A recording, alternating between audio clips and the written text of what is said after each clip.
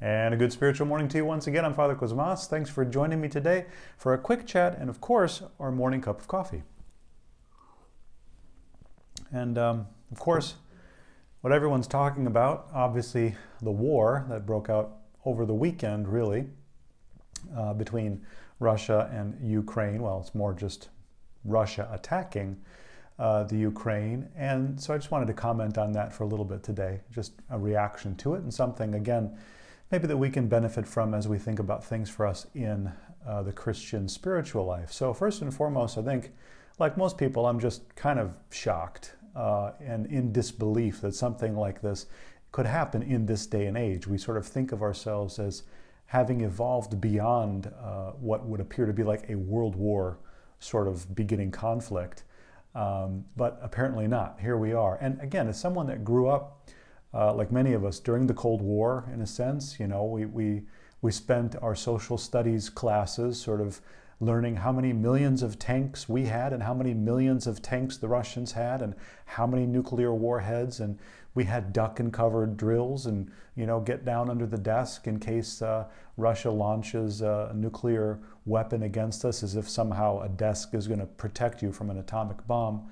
But I grew up in that and seeing, the Iron Curtain fall and communism fall, and what Russia has accomplished in the last couple of decades, has really been amazing, especially from the point of view of the Orthodox Church. I mean, we have a major, amazing country as an Orthodox Christian country. Of course, there are other Orthodox Christian countries, but it's Russia. It's a huge country.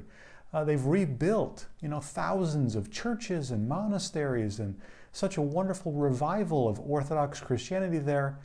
And then they go and do something like this, which is sort of just unbelievable. And that's really what I think I wanted to talk about as I was thinking about it over the weekend, for something for us to think about in our spiritual life. And that's just how we have this tendency of compartmentalizing. When it's convenient, we compartmentalize our Orthodox Christianity. We sort of say, yes, I'm an Orthodox Christian.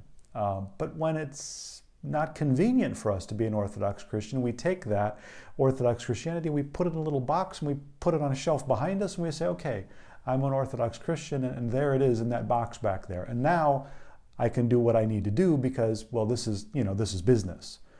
This is about something else. We're in the real world now. And it's fine for the church to be over there or for my Christianity to be over there, but this is what we have to do now. We have to do this. And it's not going to be pretty, but it has to be done. And that's just something you can never do as a Christian. I mean, I'm trying to see exactly where the Russian church is in all of this. Because, you can't really do that as an Orthodox Christian. You are an Orthodox Christian always. You can't compartmentalize your faith. You can't say, well, for right now, this is about money, it's about politics, it's about culture, it doesn't matter what it's about. Everything, first and foremost, is about Christ. And Christ has to be first in everything that we're trying to do. I don't know how, realistically, you're going to justify bombing civilians and say somehow there's a justification for it. Again, I'm not pretending to be a socioeconomic expert in the area of Russian-Ukrainian relations. I'm sure there's a lot of history there, a lot that I don't know. What I do know is there's no justification for war. There's no justification for really an unprovoked attack and a loss of life on a large scale.